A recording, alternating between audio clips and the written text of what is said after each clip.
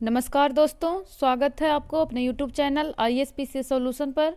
हम लोग BPSC GS pointer देख रहे हैं जो कि आगामी 72वीं बीपीएससी टीआरई 4 तथा एईडीओ सारे परीक्षाओं के लिए बहुत इंपॉर्टेंट है। हम लोग आज इसका साइंस देखेंगे। चलते हैं टॉपिक की ओर। आज से इसका हम लोग जनरल साइंस शुरू करेंगे, जिसमें पहला है फिजिक्स। इससे पहले हम लोग ऑलरेडी हिस्ट्री, पॉलिटी, साथ ही geography, Indian plus world geography दोनों देख चुके हैं। उसके बाद इन्वायरमेंट देख लिए हैं। आज हम लोग 6 नंबर टॉपिक देखेंगे, जनरल साइंस। इसका पहला है फिजिक्स। पहला यूनिट है मात्रक और इकाई से संबंधित जितने भी प्रश्न पूछे हैं उसको देख लेंगे। पहला में कह रहा है कि निम्नलिखित मूल भौतिक राशि है। कौन सा मूल भौतिक राशि है? हम लोग साइंस का उसमें देख चुके हैं, जो एईडीओ के लिए बुक निकाले थे। उसमें है कि अपना सारा कुछ एक साथ दिए हुए है। इसमें बस हम पीवाईक्यू देखेंगे। मूल भौतिक राशि कौन सा है? तो टोटल 7 होता है, जिसमें विद्युत धारा भी मूल भौतिक राशि है। इसको एम्पियर में मापा जाता है।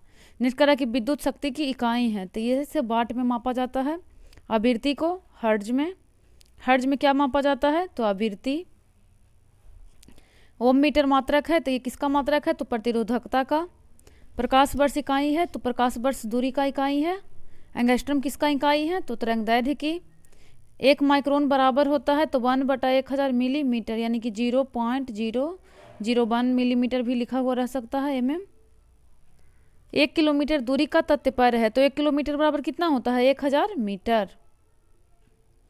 नेक्स्ट कह रहा है कि 1 पिकोग्राम बराबर होता है तो 10⁻12 ग्राम की। ये पूछता है हमेशा की, तो इसको आप लोग पढ़े होंगे, डेका, हेक्टो, किलो, मेगा। तो ये लूसेंट वगैरह में या जो भी बेसिक बुक है उसमें दिए हुए रहता है सारा, उसको देख लीजिएगा। नेक्स्ट है कि दाब की इकाई है, तो न्यूटन प्रति वर्ग मीटर, जिसे पास्कल भी कहा जाता है। निम्नलिखित राशि का मात्रक नहीं है, तो विकृति का मात्रक नहीं होता है। विकृति को इंग्लिश में कहते हैं स्ट्रेन। स्ट्रेन बराबर क्या होता है? Change in length by original length. तो इसलिए दोनों का लंबाई का मीटर में मापते हैं और चेंज इन लंबाई भी मीटर में मापते हैं, तो इसलिए कट के 0 हो जाता है। तो ये हो जाता है विकृति का कोई मात्रक नहीं होता है। नेक्स्ट कह रहा है कि विद्युत धारा निम्न उपकरण से मापी जाती है, तो विद्युत धारा को कैसे मापा जाता है? तो अमीटर से। निम्नलिखित सही सुमेलित नहीं है, तो गैल्वेनोमीटर, विद्युत प्रतिरोधक। तो ये गलत है। विद्युत प्रतिरोधक किसमें मापा जाता है? ओम मीटर में। आर्द्रता किस उपकरण से मापी जाती है? तो हाइग्रोमीटर आर्द्रता हो जाएगा। हाइड्रोमीटर से क्या मापा जाता है? आप लोग कमेंट कीजिएगा। इलेक्ट्रो इंसेफ्लोग्रामी ईजी निगरानी के लिए उपयोग होता है, तो ये मस्तिष्क की निगरानी के लिए उपयोग में लाया जाता है, ईईजी। 1 जेप्टो बराबर है 10⁻21। इसको जिप्टो को याद रखिएगा। जिप्टो को जब इंग्लिश में पढ़िएगा तो लिखाएगा ZEPTO। तो जब जेड लिखते हैं ना तो ये 2 जैसा लगेगा, जेड, तो इसको याद रखिए कि 21 है जेप्टो। पृथ्वी के चुंबकीय क्षेत्र में रखे गए दंड बार यानी चुंबक, जिसका उत्तरी ध्रुव भौगोलिक उत्तर दिशा में स्थित है, के चारों ओर उदासीन बिंदु की संख्या है। तो इसमें 2 बिंदु होता है। जैसे अगर ऐसे है तो एक नॉर्थ में होता है, एक साउथ में होता है, या ऐसे रखिएगा तो ऊपर में 2 बिंदु, इसका उदासीन बिंदु पूछ रहा है, तो एक नॉर्थ में एक साउथ में। नेक्स्ट टॉपिक है यांत्रिकी। पहला कह रहा है कि विस्थापन, वेग, बल, आयतन में से वह राशि जो सदिश नहीं है, तो इसमें जो आयतन है वो अदिश राशि है। तो इसमें जैसे ऐसे भी इसका कह सकते हैं, जैसे जो बल से होता है ना, वो बल, वेग, विस्थापन ये सब सदिश होता है। तो कौन सा सदिश नहीं है? तो आयतन अदिश राशि है।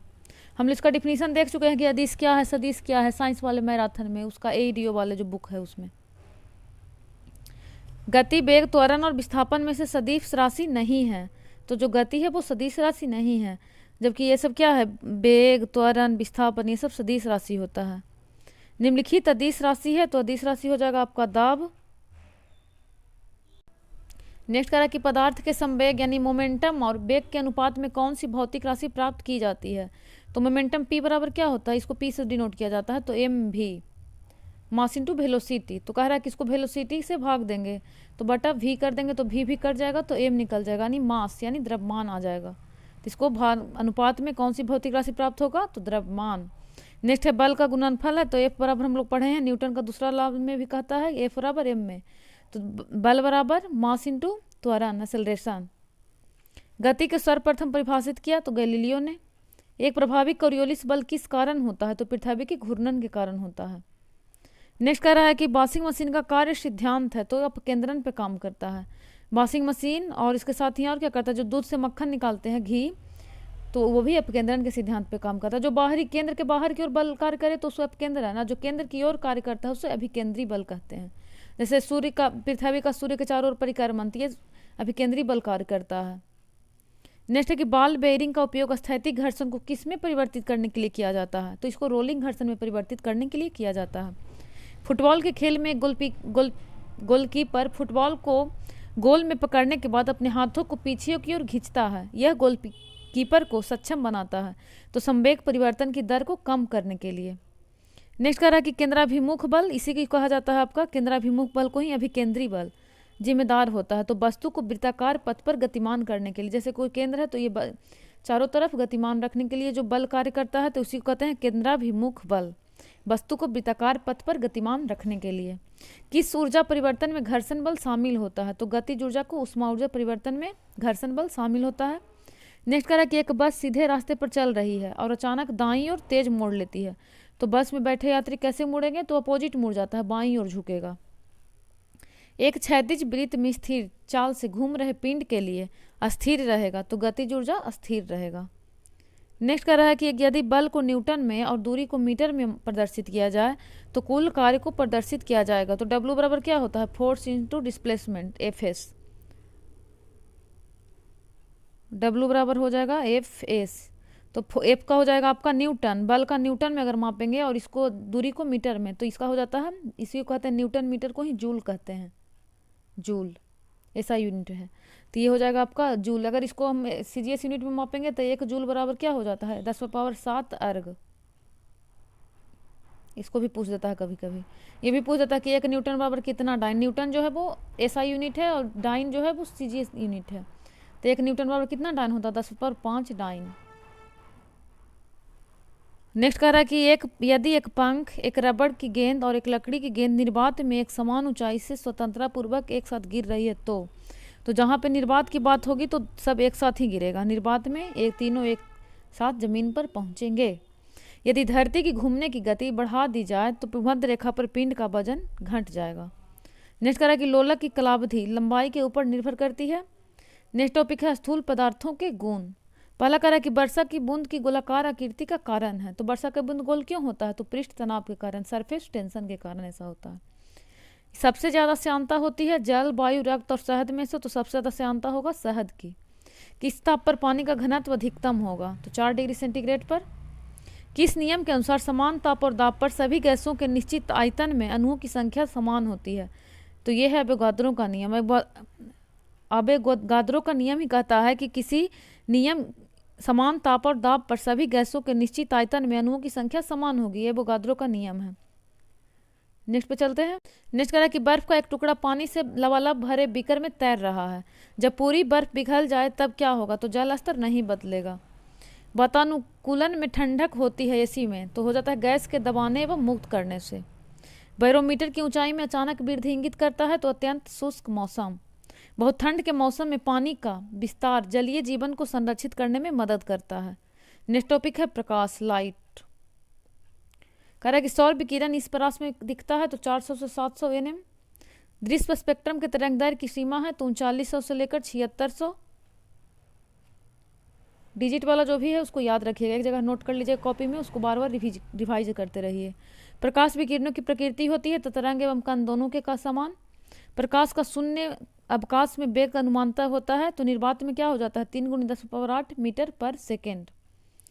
नेक्स्ट कह रहा है कि प्रकाश की गति कांच, निर्वात, जल, वायु में से सबसे इसके बीच से जाते हुए न्यूनतम होगा, तो सबसे न्यूनतम होगा ठोस में, उसके बाद होगा द्रव में, फिर गैस में, उसके बाद निर्वात में। निर्वात में सबसे फास्ट, उसके बाद वायु में, फिर जल में, फिर कांच में। तो न्यूनतम पूछा है तो न्यूनतम का क्या हो जाता है, न्यूनतम हो जाएगा आपका कांच में। सूर्य के प्रकाश को धरती की सतह पर पहुंचने में लगने वाला समय लगभग है, तो समय लेता है 8.5 मिनट। जब प्रकाश एक माध्यम से दूसरे माध्यम में जाता है तो क्या नहीं बदलता है, तो नहीं बदलेगा, जहां भी पूछेगा नहीं बदलता है तो आवृत्ति। रात के समय में खुले आकाश में तारों के टिमटिमाने की किससे समझाया जा सकता है, तो प्रकाश का अपवर्तन। इसमें 2-3 ट्रिक हम बताए थे, हर बार हम डिस्कस करते हैं। जहाँ पे टिमटिमाना यानी झूठी घटना के जिक्र हो, रियल में ऐसा हो नहीं रहा है, बस दिख रहा है कि टिमटिमा रहा है, तो जहाँ पे इसको ऐसे लिख लीजिएगा कहीं नोट में, जहाँ पे झूठी घटना से संबंधित हो कि बड़ा दिखाई दे, छोटा दिखाई दे, या फिर टेढ़ा दिखाई दे, ऊंचा उठा हुआ दिखाई दे, तो ये सब कितना क्या हो जाएगा अपवर्तन। जैसे तारों का टिमटिमाना हो गया। उसके बाद क्या होता है कि जैसे जल का जो सिक्का है पानी में वो ऊपर उठा हुआ दिखाई दे रहा है, या फिर पढ़िएगा कि जो पानी में छड़ी रखा हुआ है वो तिरछा दिखाई दे रहा है, तो ये सब कितना हो जाएगा अपवर्तन हो जाता है, झूठी घटना। एक पूछेगा रंग से संबंधित कि लाल दिखाई देता है सूर्य, ये सूर्यास्त के समय, या फिर नीला दिखाई देना, लाल नीला, तो ये सब रंग वाला जितना भी प्रश्न आएगा ना उसका आंसर हो जाएगा प्रकीर्णन, प्रकीर्णन। और जहाँ पे चमकना कहे, चमकना, तो ये हो जाता है टोटल इंटरनल रिफ्लेक्शन, पूर्ण आंतरिक परावर्तन। इसको जैसे जैसे प्रश्न आएगा हम लोग देखते जाएंगे। दूसरा कह रहा है, जैसे इसमें तो था कि टिमटिमाने क्यों, इससे समझाया जा सकता है, तो प्रकाश का अपवर्तन। नेक्स्ट कह रहा है कि आकाश नीला लगता है, तो क्योंकि लघु तरंग दैर्घ्य दीर्घ तरंगों की अपेक्षा वायुमंडल द्वारा अधिक प्रकीर्ण होता है। देखिए प्रकीर्णन आ गया, जहाँ पे नीला है यानी कलर प्रकीर्णन। समुद्र नीला प्रतीत होता है तो आकाश के परावर्तन तथा जल के कणों द्वारा प्रकाश के प्रकीर्णन के कारण। जब दिन में पानी पर साबुन की फिल्म दिखाई देती है तो यह सुंदर रंग दिखती है, यह घटना का कारण है।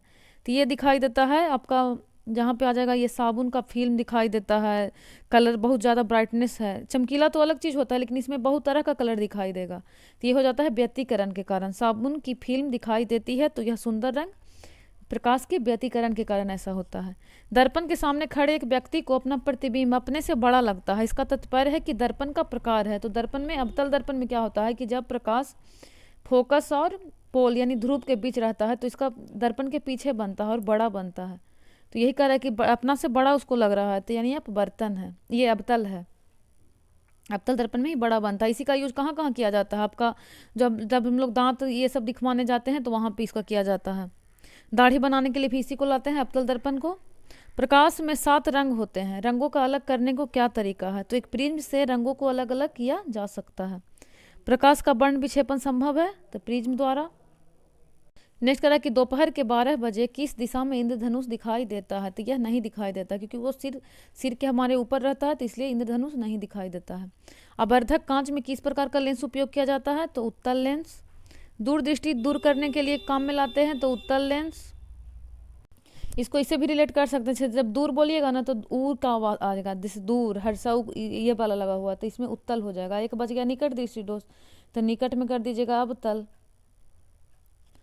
पढ़ने में काम आने वाले ग्लासेस किस प्रकार के लेंस के से बनते हैं, तो ये उत्तल लेंस से बनते हैं। लेंस की क्षमता मापी जाती है तो डायोप्टर में मापी जाती है।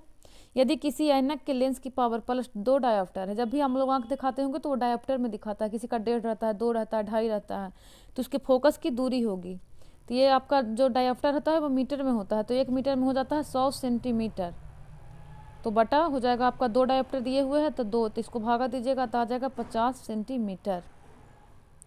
20 सेंटीमीटर फोकस दूरी के एक उत्तल लेंस की सतह पर सफ़ेद घोड़े का प्रतिबिंब बनाने के लिए एक बड़ी संख्या में काले रंग की पतली पट्टी बनाई जाती है। प्रतिबिंब की प्रकृति होगी, तो ये हो जाएगा आपका कम चमक वाला एक घोड़ा। निकट दृष्टि दोष उपचारित किया जा सकता है तो अवतल लेंस से। दूर दृष्टि दोष उत्तल लेंस, निकट दृष्टि दोष अवतल लेंस। प्रकाश वर्ष का संबंध है तो ये दूरी से। नाई की दुकान में 2 समतल दर्पण रखे जाते हैं तो एक दूसरे के समानांतर। बड़े शोरूम में तथा डिपार्टमेंट स्टोर में इस्तेमाल किया जाने वाला विजिलेंस दर्पण होता है तो ये उत्तल दर्पण होता है, जो कि बहुत सारा जगह को एक साथ सिमेट कर दिखा देता है, बहुत छोटा सा ये कैमरा में, दर्पण में। नेक्स्ट टॉपिक है उष्मा एवं ऊष्मागतिकी। वह ताप बिंदु जिस पर ठोस, द्रव और गैसीय अवस्थाएं एक साथ रह सकती है कहलाता है, तो ये कहलाता है त्रिक बिंदु। नेक्स्ट है कि किस तापमान पर सेल्सियस और फ़ारेनहाइट पैमाना मेल खाते हैं, तो ये खाते हैं आपका -40 डिग्री पे। सेल्सियस स्केल का मानव शरीर पर समान तापमान कितना होगा, तो 36.9 डिग्री सेंटीग्रेड, इसी को कभी कभी 37 डिग्री भी दे देता है। 40 डिग्री सेल्सियस का मान फ़ारेनहाइट स्केल में कितना होगा, तो इसको हम लोग डिस्कस कर चुके थे, कैसे बदला जाता है। इसका फॉर्मूला होता है C/5 बराबर F - 32/9। अब इसमें है 40 डिग्री सेंटीग्रेड, तो यहाँ पे हम लोग 40 पुट कर देंगे तो क्या हो जाएगा 40/5 बराबर F - 32/9।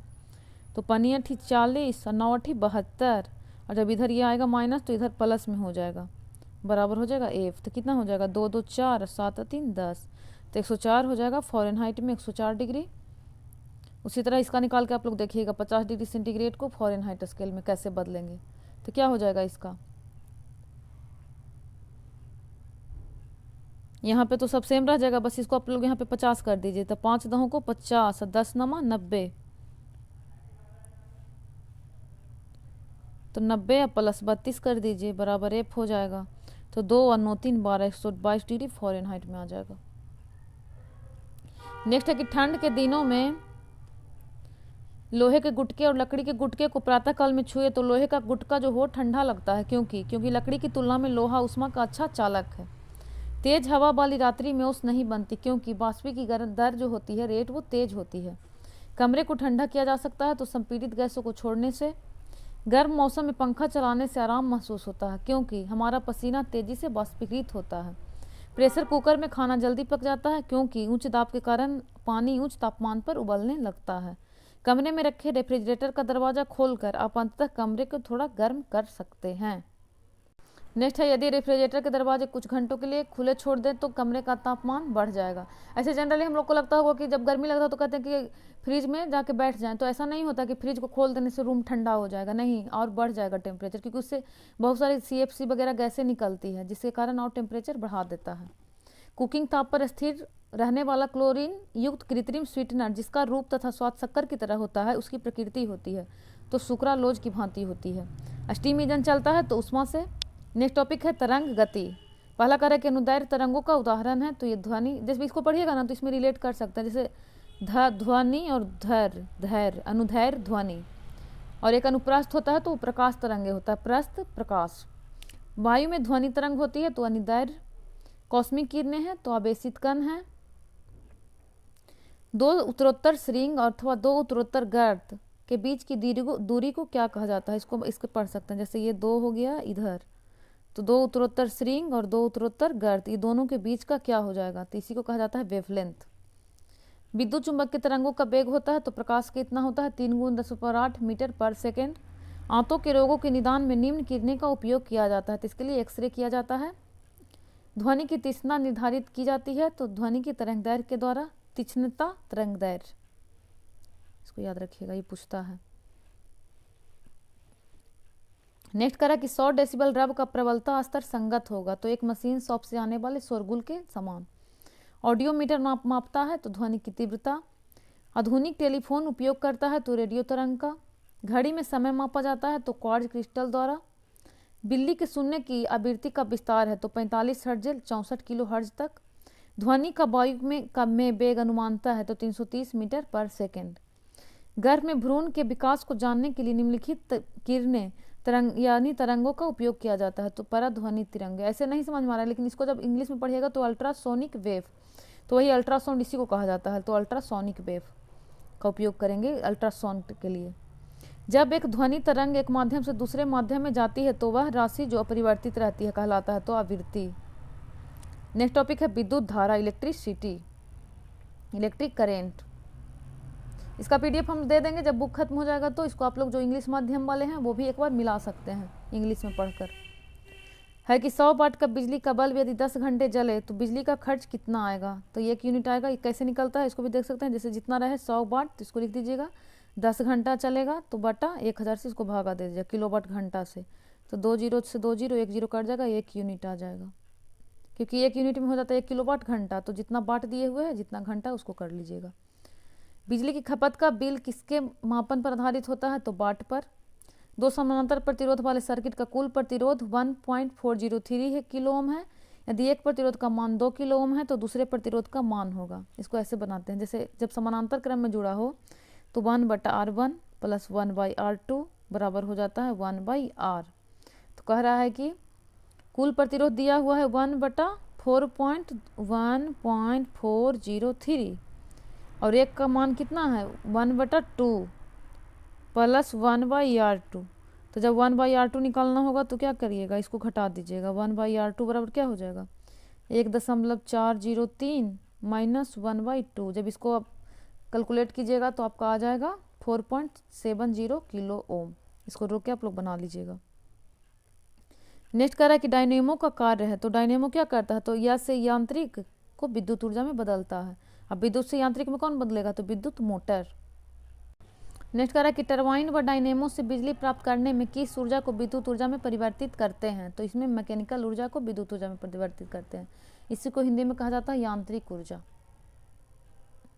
यही डायनेमो है, तो डायनेमो यांत्रिक को विद्युत में बदलता है, तो इसी को इंग्लिश में लिख दिया है मैकेनिकल ऊर्जा।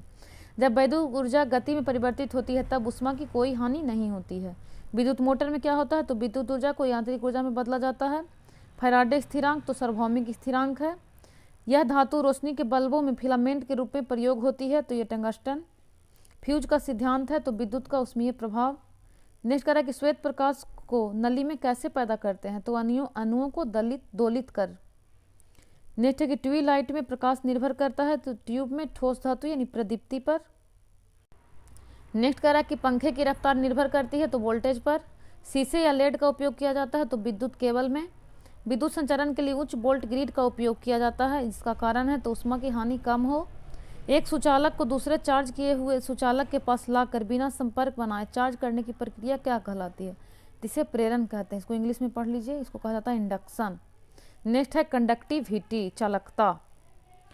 पहला प्रश्न कि एक संवाहक के तापक्रम परिवर्तन के कारण इसमें विभव परिवर्तन होता है, इस घटना को कहते हैं, इसे कहा जाता है थॉमसन प्रभाव। अतिचालक का लक्षण है तो शून्य पारगम्यता। गर्म करने पर एक अर्धचालक सेमीकंडक्टर का क्या होगा? प्रतिरोध तो घटेगा। तांबा, जर्मेनियम, ग्रेफाइट और सिल्वर में से धातु अर्धचालक की तरह ट्रांजिस्टर में प्रयोग होती है, तो इसमें जर्मेनियम का प्रयोग किया जाता है। नेक्स्ट टॉपिक है नाभिकीय भौतिकी, न्यूक्लियर फिजिक्स। कह रहा है कि सूर्य पर ऊर्जा का निर्माण होता है तो नाभिकीय संलयन द्वारा। परमाणु बम का सिद्धांत आधारित है तो नाभिकीय विखंडन पर। ये दोनों याद रखिएगा, सूर्य की ऊर्जा का संचयन होता है नाभिकीय संलयन से और परमाणु बम विखंडन से। ऐसे भी बम जो है वो विखंडन का काम करता है और सूर्य जो है संलयन का काम करता है, ऐसे रिलेट करके याद कर लीजिएगा। हाइड्रोजन बम किस सिद्धांत पर आधारित है? तो अनियंत्रित संलयन तो है लेकिन अनियंत्रित संलयन अभिक्रिया। विद्युत उत्पन्न करने के लिए कौन सी धातु का उपयोग होता है? तो यूरेनियम का। रेडियोधर्मी पदार्थ उत्सर्जित करता है तो अल्फा, बीटा और गामा कण तीनों। नेक्स्ट कह रहा है कि शीघ्रोत्पादी रिएक्टर है फास्ट ब्रीडर रिएक्टर, बिजली पैदा करने वाला एक नाभिकीय रिएक्टर जो बिजली उत्पन्न करता है तो विखंडन प्रक्रिया के द्वारा उत्पन्न करता है। विखंडन प्रक्रिया के द्वारा पोखरण 2 परीक्षण कब किया गया था? तो 11 मई 1998 को। नेक्स्ट टॉपिक है कंप्यूटर एवं सूचना प्रौद्योगिकी। कह रहा है कि पेगासस स्पाईवेयर किस देश में विकसित किया गया है? तो ये किया गया है इजराइल में। बेसिक, सी, फास्ट और फोर्ट्रेन में से कौन सा कंप्यूटर की भाषा नहीं है? तो फास्ट नहीं है, जबकि बेसिक हो जाएगा, सी, फोर्ट्रेन, इसके अलावा C++ होता है, जावा होता है, पाइथन होता है, ये सब भाषा है, जबकि फास्ट ऐसा कोई भाषा नहीं है। 2G स्पेक्ट्रम में अक्षर जी किस अक्षर के लिए प्रयुक्त है? तो जी का मतलब होता है जनरेशन। नेक्स्ट है अंतरिक्ष प्रौद्योगिकी, स्पेस टेक्नोलॉजी। पहला कह रहा है कि पहला आदमी जिसने चांद पर अपना पैर रखा था तो उसका नाम है नील आर्मस्ट्रॉन्ग। इनसाइट 2 कब छोड़ा गया? तो 10 जुलाई 1992 को। जुलाई 2019 में अंतरिक्ष यान चंद्रयान 2 को किस भारतीय राज्य से प्रक्षेपित किया गया था? तो आंध्र प्रदेश। हाल ही में इसरो और CNES ने एक संयुक्त समुद्री निगरानी प्रणाली स्थापित करने के लिए एक समझौते पर हस्ताक्षर किए। CNES किस देश की अंतरिक्ष एजेंसी है? तो ये फ्रांस की है, ये करेंट से रिलेटेड है। आर्कटिक की जलवायु की निगरानी के लिए किस देश ने अपना पहला उपग्रह आर्कटिका एम लॉन्च किया है? तो ये किया है रूस ने। किस रॉकेट वाहन से इसरो ने GS-86A उपग्रह सफलतापूर्वक लॉन्च किया है? तो ये था GSLV F08। ये सब करेंट है। उपग्रह का उपयोग किया जाता है तो संचार प्रसारण, मौसम विज्ञान, ये सब के लिए। इससे संबंधित जितने भी करेंट का टॉपिक है, आप जो भी करेंट पढ़िएगा, चाहे ड्यूटेरिया पढ़िए या स्पीड, उसमें एक स्पेस टेक्नोलॉजी का पेज दिया रहता है, अंतरिक्ष प्रौद्योगिकी, ये सब डिफेंस सब कुछ आ जाएगा, तो उसको आप लोग पढ़ लीजिएगा, उसी से ये बन जाता है ये वाला टॉपिक। अंतरिक्ष प्रौद्योगिकी भी और डिफेंस टेक्नोलॉजी भी, इसका भी एक पेज दिए हुए रहता है। इसमें है कि पहला प्रश्न रक्षा प्रौद्योगिकी। नेक्स्ट टॉपिक है कि भारत की पहली स्वदेशी एंटी रेडिएशन मिसाइल का नाम क्या है? तो इसका नाम था रुद्रम।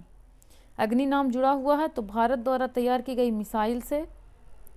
किस फ्रांसीसी कंपनी ने भारत को राफेल लड़ाकू जेट की आपूर्ति की है? तो इसका नाम है दसॉल्ट एविएशन। यह देश हाल ही में हेग कोड ऑफ कंडक्ट, जो कि एक वैश्विक कार्यक्रम है, बैलिस्टिक मिसाइल को रोकने का से जुड़ गया, तो ये भारत है। नेक्स्ट कह रहा है कि वर्ष 2016 का संयुक्त सेना अभ्यास मैत्री भारत और किस अन्य देश के साथ मध्य हुआ है? तो ये हुआ है थाईलैंड के साथ। द्विपक्षीय सैन्य अभ्यास हरिमाऊ शक्ति 2018 भारत और किस देश के बीच आयोजित किया गया है? तो मलेशिया के बीच। नेक्स्ट है प्रमुख वैज्ञानिक और आविष्कार। रडार का आविष्कार कौन थे? तो रॉबर्ट वाटसन। वैज्ञानिक अल्बर्ट आइंस्टीन प्रसिद्ध है तो प्रकाश विद्युत प्रभाव के लिए। आइंस्टीन को नोबेल प्राइज किस कार्य पर मिला? तो प्रकाश विद्युत प्रभाव के लिए। अपेक्षिकता का सिद्धांत किस वैज्ञानिक ने प्रस्तुत किया? तो अल्बर्ट आइंस्टीन ने। सर सीवी रमन को भौतिक का नोबेल पुरस्कार प्राप्त हुआ था तो 1930 में। नेक्स्ट है विविध। दक्षिण गंगोत्री स्थित है तो यह है अंटार्कटिका में। चुंबकीय सुई किस तरफ संकेत करती है? तो उत्तर की ओर। वर्ष 1945 में नागासाकी जापान में गिराए गए बमों में कौन से विस्फोटक प्रयुक्त किया गया था? तो किया गया था प्लूटोनियम। फोटो इलेक्ट्रिक उपकरण का सबसे उपयुक्त डिजिटल अनुप्रयोग है तो ये हो जाता है फोटो वोल्टिक सेल में। स्वचालित कारों में सामान्यतः तेल लगता है तो पेट्रोल का। ग्रीन हाउस गैस कौन कौन सी है? तो CO2, carbon dioxide, methane, nitrous oxide, जलवाष्प, हाइड्रोफ्लोरोकार्बन और ओजोन। अब आ जाएगा यहाँ से केमिस्ट्री, इसको हम लोग नेक्स्ट लेक्चर में देख लेंगे। यहाँ हम लोग का फिजिक्स कंप्लीट हो गया। मिलते हैं नेक्स्ट लेक्चर में। धन्यवाद।